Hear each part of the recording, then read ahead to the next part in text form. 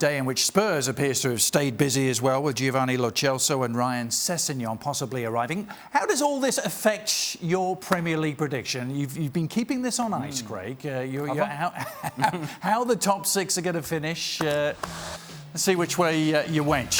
You stuck with City, yeah? Well, I think it will be a two-horse race. I've plumped for City again, just because neither have done much. Rodri's come in. Liverpool haven't really done anything as of yet. Tottenham, I've been a little busier, as you mentioned, of late. I think they will be the team that have potential to put a challenge in, particularly if the Dybala thing happens. Yeah. And I've actually gone for Arsenal in fourth, but if they can get a centre-half in, because I think they could be very exciting going forward. Man United, I don't think I've done enough. And Chelsea, I've lost the best player, have got no strikers. Do you like the David Luiz to Arsenal? Does that help their cause for fourth at all? I'm not sure. That's non-committal. I mean, he did work. I think he worked with Emery at PSG. So I mean, he knows him from that. But I think when you get past the first three, there's a big gap. The other other three is a bit of a. Yeah, that's the way I see it. It's a bit of top a lottery. top three separated. I think so.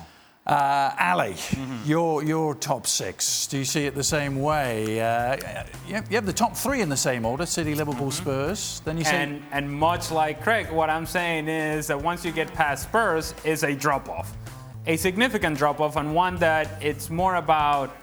I have less faith in Arsenal and Chelsea than I do in Manchester United, and that's not saying that I have faith in Manchester United either.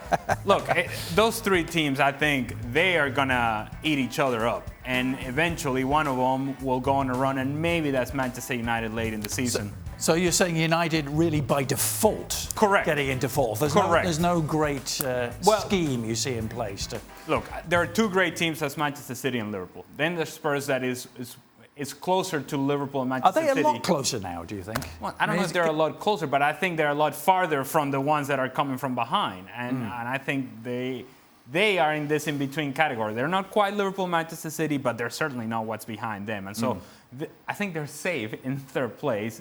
As for the other ones, who knows? You look at Chelsea, they've lost, you can throw them into any position, I think, but down near the bottom.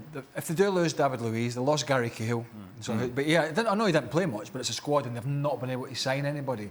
They lost the best player. The two young talented players, Hudson-Odoi and Loftus-Cheek, have got long-term serious injuries and they're on their way back. You've got Tammy Abrahams coming back from his loan spell at Aston Villa last year where he played. This is a different kettle of fish in the Premier League. So you're really relying on Olivier Giroud. I think, Craig, it could be a tough year for Chelsea. I really do. I do. And I have them actually dropping out of the top altogether. Wait a minute. What about that picture? Wait a minute. Yeah, well, that's years ago. I think it's been a tough few years for you. Did you lose Eden Hazard as well? I lost the equivalent of Eden Hazard and then gained him back again. You've gone for Man City to I have. I honestly think it's a three-horse race. I really do. I know that. I think Spurs can get in the picture, and actually it's between those three. Oh, so when you were asking me Spurs have closed the gap, it was a leading question more so than anything else. I think it's a three-horse race. I really do. I really think it's going to be close. I don't think anybody's denying it's a three-horse race. So, I mean, if it's a race, I mean, Spurs could just get ahead of... Well, we'll see.